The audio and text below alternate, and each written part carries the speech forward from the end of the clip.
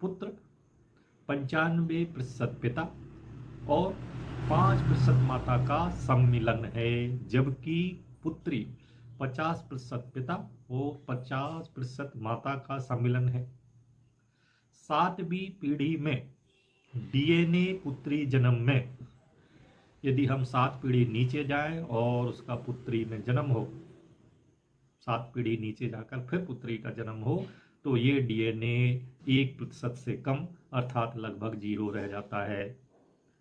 अतः पति पत्नी का संबंध डीएनए 7 पीढ़ी तक पुनः पुनः जन्म लेता है, ये निश्चित है।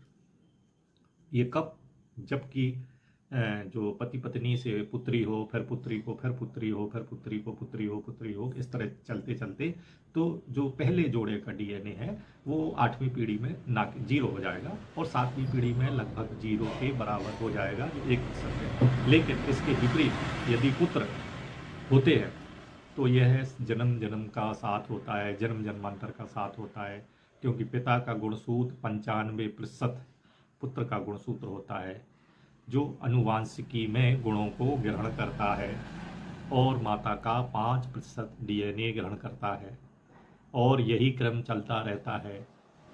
यही कारण है कि पति पत्नी के गुणों से युक्त डीएनए बारंबार जन्म लेते हैं। अतः जब कोई जोड़ा, जब कोई पति पत्नी पुत्र को संतान रूप में प्राप्त करता है तो उसका जन्म जन्मांतर का संबंध होता है। लेकिन जब कोई जोड़ा सिर्फ पुत्री को पैदा करता है तो उसका जो संग है 7 जन्म तक होता है, 7 पीढ़ी तक वो साथ रहता है।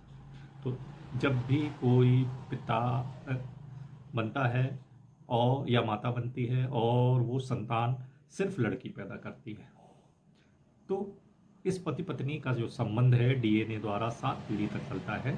लेकिन जब कोई भी जोड़ा, पति पत्नी का जोड़ा पुत्र को पैदा करता है तो उनका संबंध जन्म जन्मांतर तक चलता है, और अपने ही अंश को पितर जन्मों जन्मों तक आशीर्वाद देते रहते हैं। हम भी अमूर्त रूप से उनके प्रति श्रद्धेय भाव रखते हुए आशीर्वाद ग्रहण करते रहते हैं। क्यों? अब इसमें विशेष बात यह है कि यदि किसी पति पत्नी की आपस में विचार मेल नहीं खाते हैं और पटरी उनकी नहीं ठीक है, विचार मेल नहीं खाते हैं, और वो इस वीडियो को देख के सोचेंगे कि यार 7 जन्म तक हमारा साथ रहेगा, इसका अर्थ ये ना मान लें कि ये अमुक पत्नी ही हमें बार बार मिलेगी, या पत्नी सोच ले अमुक पति ही हमें बार बार मिलेगा। ऐसा नहीं है। सिर्फ कहते हैं जो पति परायण पत्नी होती है, जो पतिव्रता पत्नी होती है, सिर्फ वो पत्नी ही अगले जीवन में उस पति को प्राप्त कर सकती है। फिर इसका क्या अर्थ हुआ कि जन्म जन्म का साथ है पति पत्नी का? इसका अर्थ ये है कि जब पति पत्नी बनते हैं तो संतान उत्पत्ति होती है। यदि संतान कन्या होती है, सिर्फ कन्या होती है, तो संतति के क्रम में 7 जन्मों तक उनका साथ बना रहता है, वो डीएनए 7 जन्मों तक साथ रहता है। लेकिन यदि संतति पुत्र भी पैदा करती है या पुत्र पैदा करती है तो फिर जन्म जन्मांतर का उसका साथ रहता है।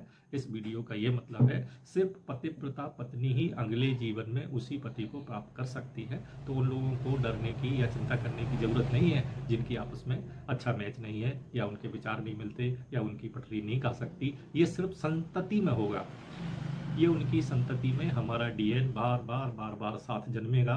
तो इसलिए कहते 7 जन्म का साथ है या जन्म जन्मांतर का साथ है। तो ये जो 7 पीढ़ी है। अब दूसरी बात हम लेते हैं कि विवाह के बाद स्त्रियों को पति के गोत्र से जोड़ दिया जाता है।